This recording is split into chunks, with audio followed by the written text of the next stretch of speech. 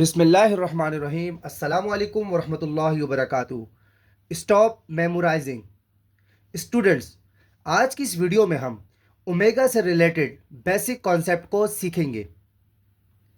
आपके सामने एक इक्वेशन नज़र आ रही है। स्टूडेंट्स, अगर आप इसको समझ लेते हैं तो इसके ज़रिए हम ओमेगा से रिलेटेड बहुत से क्वेश्चंस को सॉल्व कर सकेंगे। Let's begin today's video.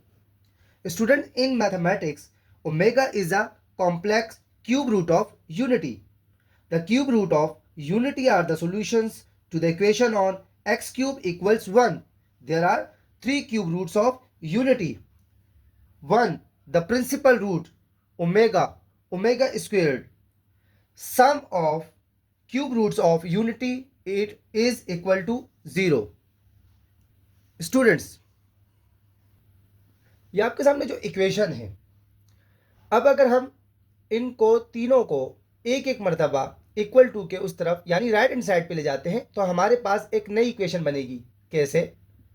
1 को अगर हम इक्वल टू के वहां लेके जाते हैं, यहाँ omega plus omega square equals 1 plus है माइनस हो जाएगा, तो ये हमारे पास एक नई इक्वेशन आ गई। अब हम इसको लेकर जाते हैं 1 plus omega square equals minus omega, ये हमारे पास एक और इक्वेशन आ गई। इसी के जरिए हम एक और इक्वेशन बना सकते हैं। वो कैसे? स्टूडेंट, एक मरतबा हमने इन दोनों को लिखा और इस मरतबा हम क्या करेंगे, 1 के साथ ओमेगा लिखेंगे, तो यहां हमारे पास माइनस ओमेगा स्क्वायर आ जाएगा।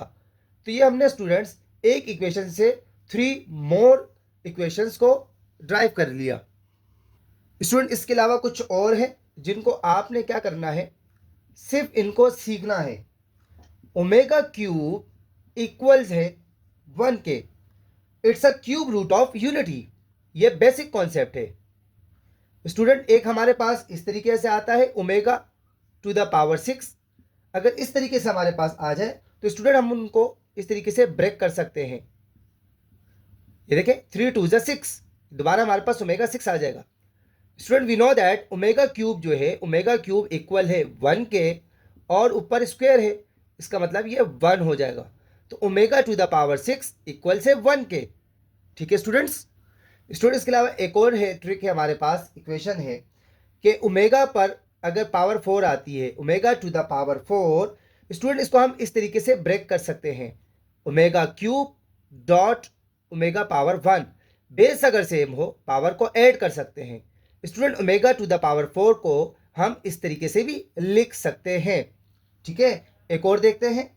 We know that omega equals -1 plus iota √3/2।